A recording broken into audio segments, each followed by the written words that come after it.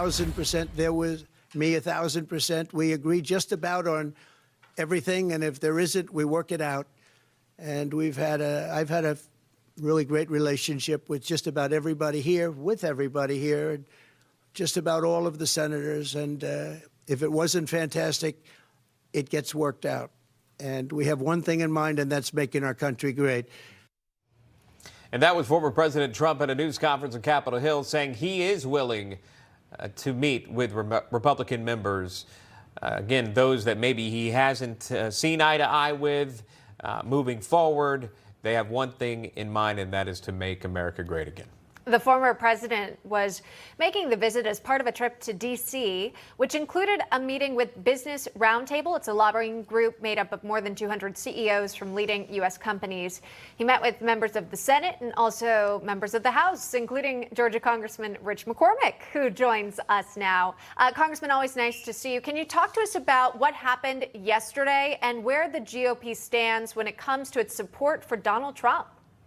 I think we're pretty unified. I haven't seen anybody sit this one out. I think everybody's on board with winning the presidency. We know how important it is to getting done what we need to get done in the next 2 years. About an 80% chance or more that we're going to win the Senate, almost certainly. I think we have a really good chance of growing the House. And if we win this presidency, which I think we can, and we will, we can do some great things. And we have a lot of things to accomplish in the next 2 years. I hope we have the chamber loaded and ready to fire as soon as we win. I'm curious to know the feeling in the room. I mentioned off the top of this segment that there are members of Congress that didn't necessarily see eye to eye with the former president, but they're back in the room, and Trump seems willing to find a common ground with some of these congressional lawmakers. Your thoughts on the read of the room? Yeah, he's so charming in person. He was going around the room talking about some of the old allies he had, some of the staunch supporters. Some of them very controversial, but then going to other people and saying, is so-and-so in the room? And then kind of holding out the olive branch a little bit. And it was kind of fun to watch it go around the room, and it kind of de-escalated maybe prior conflict. And it was neat to see everybody kind of get excited about this election and feel part of the team. It's good to see the president setting that tone as we go forward to win this fight. One team, one fight. I think that's how it's got to be. As we come forward, realizing we have some differences, but that even in a church, if everybody agrees we're in a cult, we're not in a cult. It's okay to disagree on a few items. Yeah, interesting point. And it's true. You got to get everyone, or at least all the votes you can, if the goal is to return to the White House. He also mentioned the border crisis, and this is something that Republicans have been very strong on in the past when it comes to securing the border. Here's what the 45th president had to say about what could happen if given control of Congress and a return to the White House. Here's that.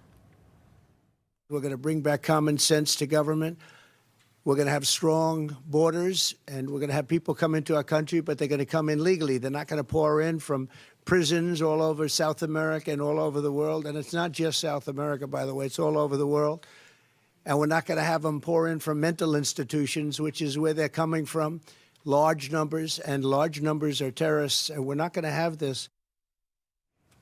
There you go. It kind of speaks, Congressman, to where the president is prioritizing different policies. It seems like addressing what's happening at the southern border is a top one of his. Well, think about it. It's probably a 78% issue for us right now. As a matter of fact, this is the time for us to make huge gains. If you think about being on the right side of history, being a part of the populist movement, which is also part of the conservative movement, on border, crime, debt, energy, education, all things that people really care about, that we're on the right side of history on, things that unite our party and divide their party. Those things are focused on, we're going to dominate in this election. Hopefully we don't focus on the things that divide us, that really can't be solved.